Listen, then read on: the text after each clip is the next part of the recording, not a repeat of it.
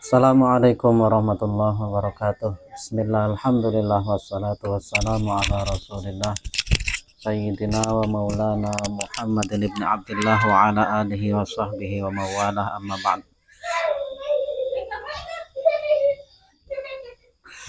Saudara-saudaraku sekalian, rahimani wa iyyakumullah.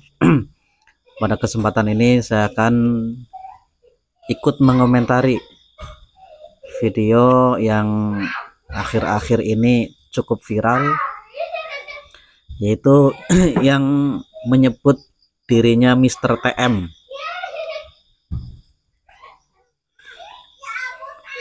Taklim Ma'rifat katanya itu.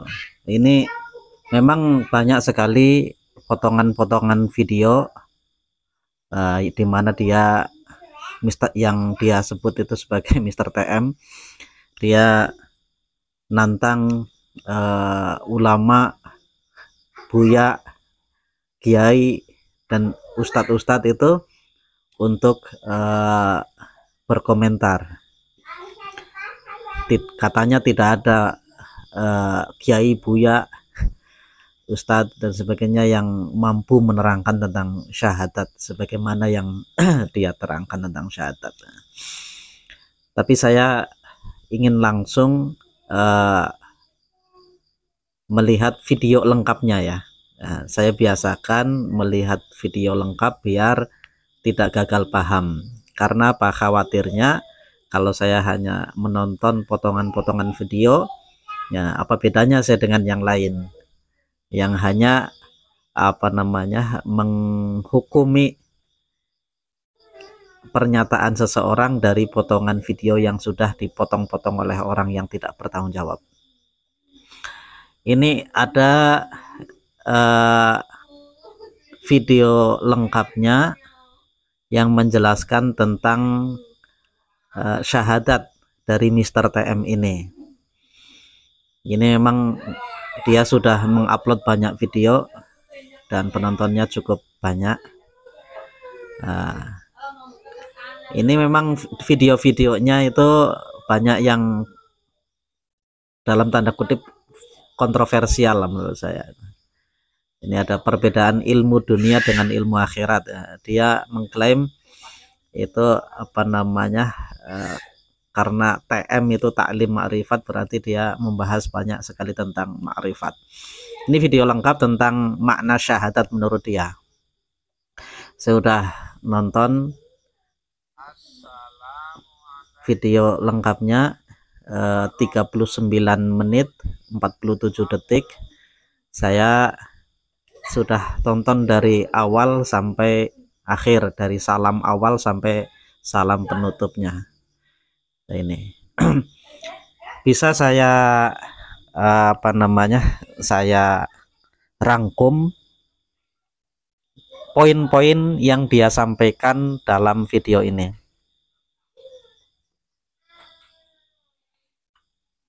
Yang pertama, screening pertama yaitu iman adalah syahadat. Jadi untuk mengetahui iman seorang, screening pertamanya adalah dinilai dari syahadatnya. Menurut dia syahadat itu ada dua, yaitu syahadat syariat dan syahadat hakikat. Syahadat syariat ya seperti syahadat biasa, asyhadu alla ilaha illallah wa asyhadu anna muhammadar rasulullah. Nah, itu sekedar syariat atau memenuhi kriteria fikih saja. Ya, kemudian yang kedua syahadat hakikat. Nah, yang banyak dia bahas dalam video ini adalah syahadat hakikat. Dimana menurutnya syahadat hakikat itu adalah syahadat yang seharusnya bersaksi akan Allah dan Rasulnya, tapi bersaksi dalam arti menurut dia itu melihat dan menyaksikan. Kalau seseorang itu bersaksi, menurutnya dia itu pasti dia melihat dan menyaksikan. Kenapa seseorang itu dijadikan saksi? Karena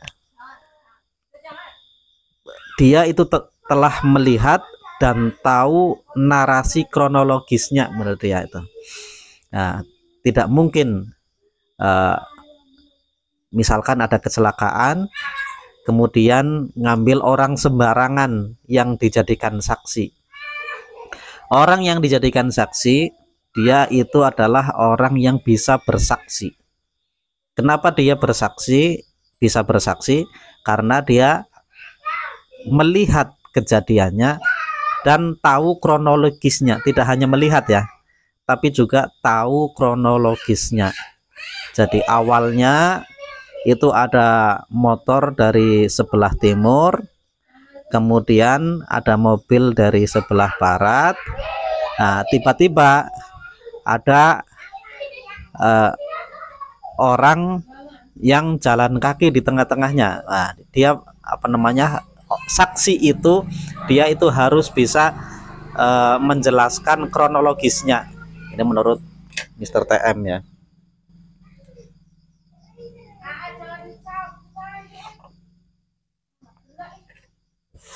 Kemudian poin selanjutnya, ketika bersyahadat akan Allah, bersaksi bahwa tiada Tuhan selain Allah, yang dia lihat dan dia saksikan itu Allah yang mana? Apanya Allah? Nah, ini yang menurut saya ini kontroversial, bahwa Allah di sini yang dia maksud adalah ruhnya Allah, ruh Allah. Begitu juga ketika bersaksi akan keberadaan Kanjeng Nabi Muhammad SAW sebagai utusan Allah, yang disaksikan itu Muhammad yang mana? Apakah Muhammad historis yang dulu pernah ada, atau ruhnya Muhammad? Nah, dia itu menganalogikan bahwa ruh itu seperti air. Misalkan air mineral itu, dia itu mencontohkan air le mineral. Airnya karena ada di botol le mineral itu disebut sebotol air. Nah, kemudian ketika airnya itu dituangkan ke gelas menjadi segelas air. Kemudian kalau air itu ditumpahkan ke baskom jadi sebaskom air. Nah, air itu adalah ruhnya, sedangkan wadahnya adalah wadahnya. Nah, yang dimaksud syahadat bersaksi atas Rasulullah Muhammad SAW bahwa Muhammad adalah utusan Allah, itu kalau dulu kebetulan ruh dan jasadnya itu bisa disaksikan langsung, bisa dilihat secara langsung. Ruhnya Muhammad, kemudian wadahnya adalah manusia yang dipanggil Muhammad itu. Nah, kemudian setelah Kanjeng Nabi Muhammad SAW wafat, apakah kemudian yang disaksikan adalah itu? Sementara syahadat itu harus melihat dan tahu kronologisnya menurut dia. Nah, kalau hanya menghayalkan Muhammad yang dulu pernah ada, itu tidak sah syahadatnya menurut dia. Nah, ini menurut saya yang kontroversial. Jadi menurut Mr. TM ini yang disyahadati adalah ruhnya Muhammad. Kalau di awal itu ruhnya Muhammad itu ada di dalam badannya Nabi Muhammad SAW, jasadnya Nabi Muhammad SAW. Nah, setelah beliau wafat, ruhnya itu di mana? Nah, dia menyetir hadis al ulama warasatul anbiya.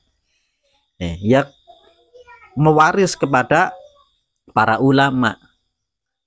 Syahadatnya berarti syahadat kepada ulama, bersaksi bahwa dalam ulama itu ada ruhnya Nabi Muhammad SAW, ruh yang berpindah-pindah tempat. Nah, dia berpendapat bahwa waris itu sama dengan yang mewarisi. Nabi itu sama dengan yang mewarisi, karena ulama itu adalah pewaris Nabi, maka menurutnya sama isinya. Nah, jadi isinya yang dibawakan oleh ulama itu adalah ruhnya Nabi Muhammad SAW. Ini silahkan nanti kalau untuk lebih jelasnya silahkan disimak sendiri video ini, Taklim Ma'rifat. Ulama yang tidak bersaksi dalam syahadatnya adalah ulama jahiliyah. Ini katanya. Saya perlu mengomentari beberapa hal. Yang pertama bahwa syahadat itu tidak saksi itu sependek yang saya tahu, saksi itu tidak harus melihat, tidak harus menyaksikan, dan tidak harus bisa menunjukkan yang disaksikan langsung, menurut saya ya.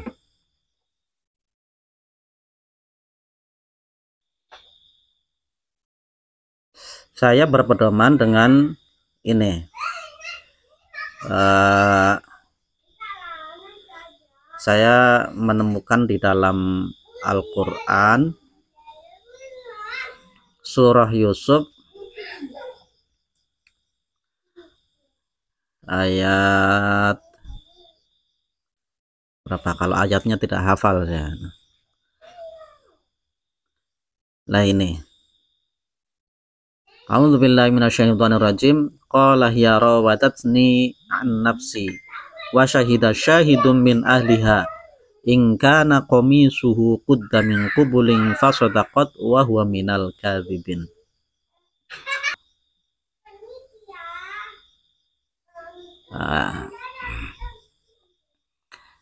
Ini kita lihat terjemahnya dulu. Dia, Yusuf berkata, dia yang menggodaku dan merayu diriku. Seorang saksi dari keluarga perempuan itu memberikan kesaksian, jika baju gamisnya koyak di bagian depan, maka perempuan itu benar, dan dia, Yusuf, termasuk orang yang dusta. Nah, kemudian kita baca tafsir Qurtubi-nya. Wa syahida syahidun, dan telah bersaksi orang, dan bersaksilah orang yang bersaksi. Wa syahida, dan telah bersaksi orang yang bersaksi. Siapa orang yang bersaksi itu? Wa qad ukhtulifa fi hadzal syahid ala aqwalin arba'ah. Syahid yang dimaksud di sini ini ada perbedaan pendapat ulama ahli tafsir. Ada 4 pendapat. Al-awwalu annahu tiflun fil mahdi takallama. Pendapat pertama bahwa orang yang bersaksi itu adalah seorang bayi yang ada di ayunan yang berkata. Qala as-Suhaili wa huwa sahih lil hadithi al-waridi fihi 'an Nabi sallallahu alaihi wasallam wa huwa qauluhu, ini ada dasar hadisnya, lam yatakallam fil mahdi illa salasatun, tidaklah berkata seorang bayi yang masih dalam ayunan kecuali 3 bayi. Ada 3 bayi yang bisa berbicara. Wa dzakara fihim syahidu Yusuf, di antara mereka, di antara 3 bayi itu adalah Nabi Yusuf. Nah, ada Nabi dalam kisah Uzair ada ada Nabi Isa, itu masih bayi bisa berbicara. Qala inni Abdullah ataniyal kitab wa ja'alani nabiyya. Terus ada juga yang ketiga itu adalah bayi dalam kisah Nabi Yusuf ini. Ada juga satu bayi lagi yang disebutkan dalam riwayat itu putranya Masyitoh.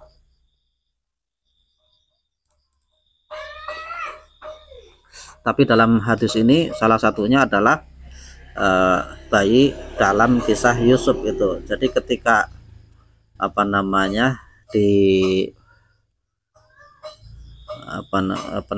ditemui bahwa Nabi Yusuf dan istrinya Al-Aziz itu ada di dalam satu kamar, kemudian saling berdebat. Nah, si istrinya Aziz itu mengatakan dia yang akan memperkosaku. Kemudian Nabi Yusuf mengatakan dia yang merayuku. Nah, kemudian ada seorang bayi di sana yang masih di ayunan berbicara, ingka nakomi suhu qudda min qubuling fasadaqat wa huwa minal kadzibin. Kalau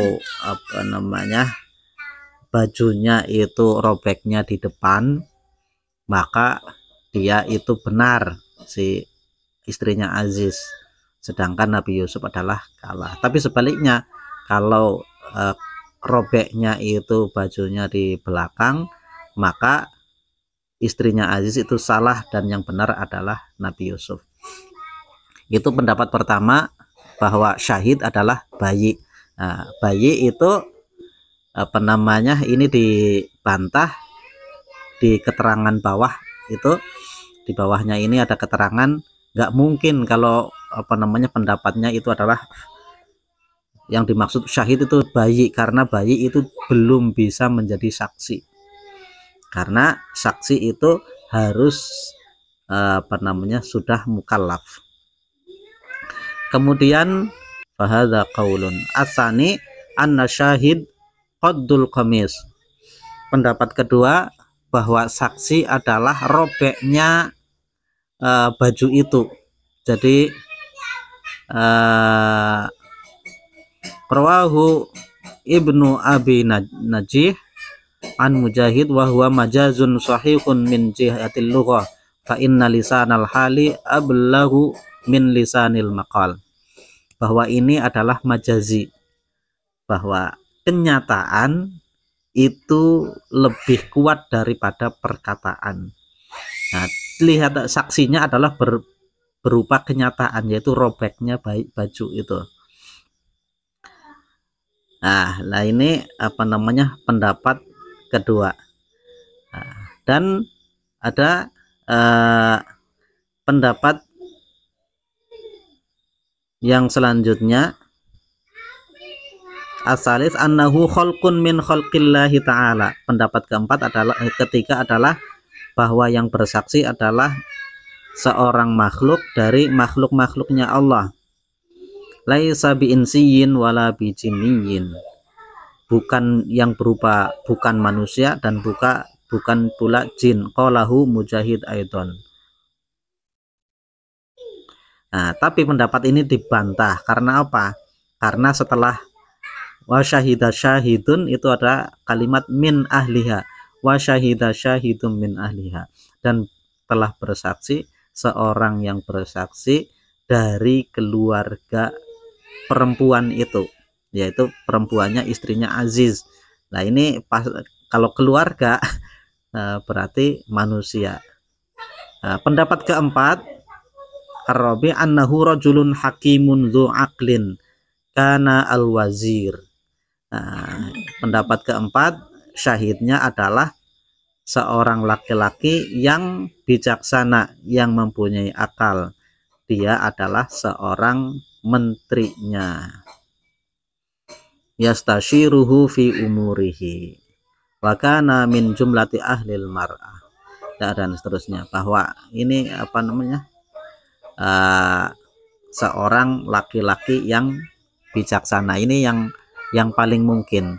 Nah, kalau ini pendapat yang paling kuat menurut ahli tafsir. Nah, Nah, kalau pendapat ini yang diambil disebut oleh ahli tafsir itu sebagai pendapat yang paling kuat, maka jelas bahwa wazir itu atau menterinya itu tidak jelas-jelas melihatnya. Maka syahidah di sini berarti apa namanya, wazir itu hanya mengungkapkan logika ilmiahnya saja. Oke, aku bersaksi dengan logika ilmiah, ayo kita buktikan, maksudnya seperti itu. Logika ilmiahnya kalau apa namanya, yang robek di bagian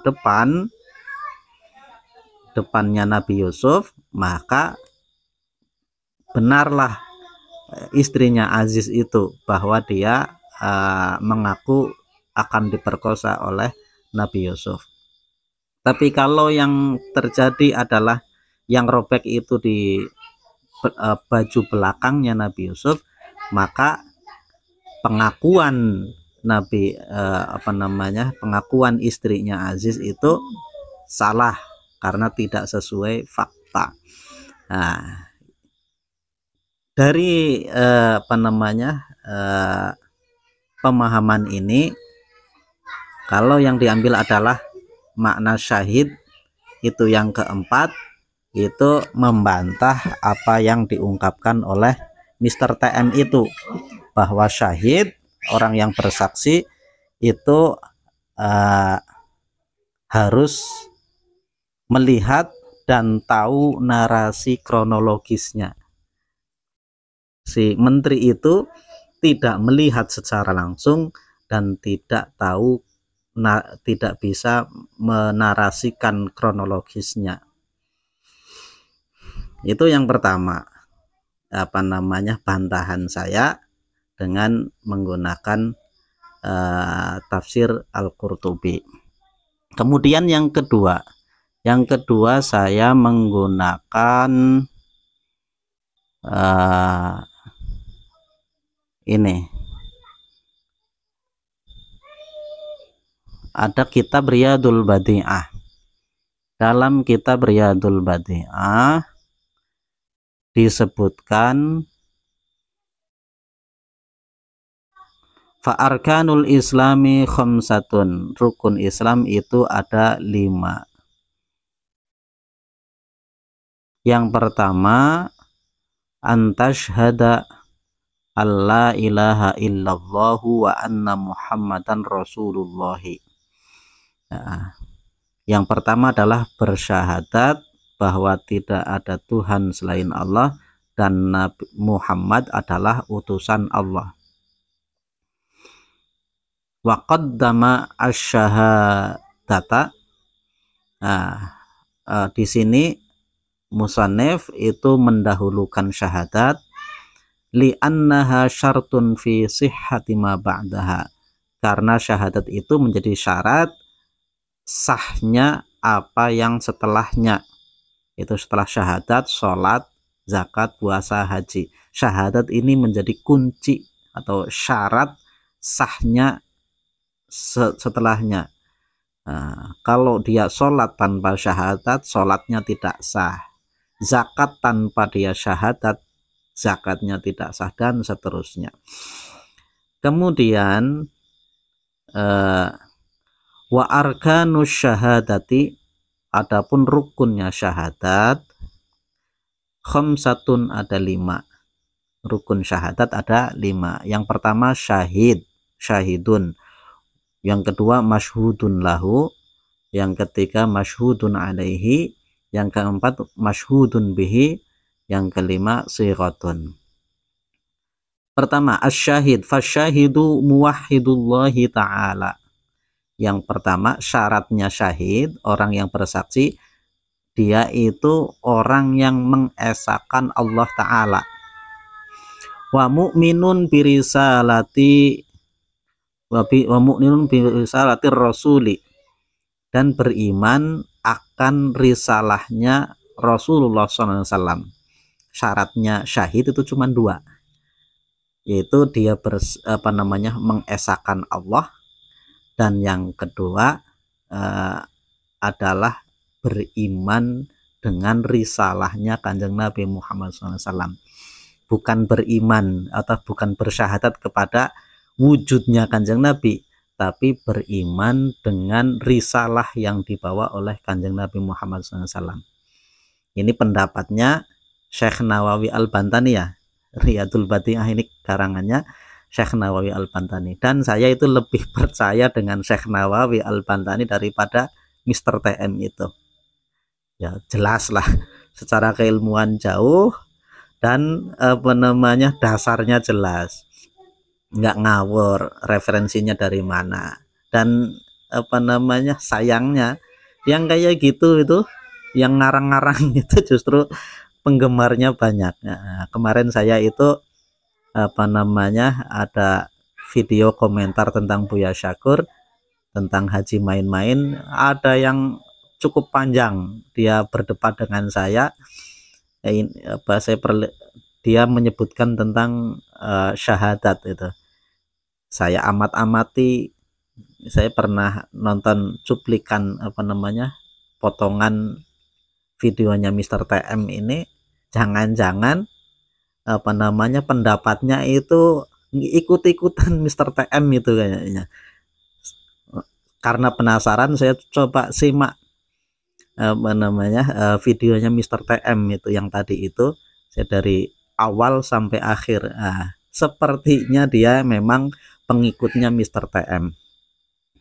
Nah, itu rukun pertama, syahid, orang yang bersaksi, syaratnya cuma 2, yaitu dia mengesahkan Allah dan beriman dengan risalah yang dibawa oleh Kanjeng Nabi Muhammad SAW, beriman dengan ajaran yang dibawa oleh Kanjeng Nabi Muhammad SAW. Itu yang lebih masuk akal, masih logis itu. Nah, dan seterusnya itu yang paling penting.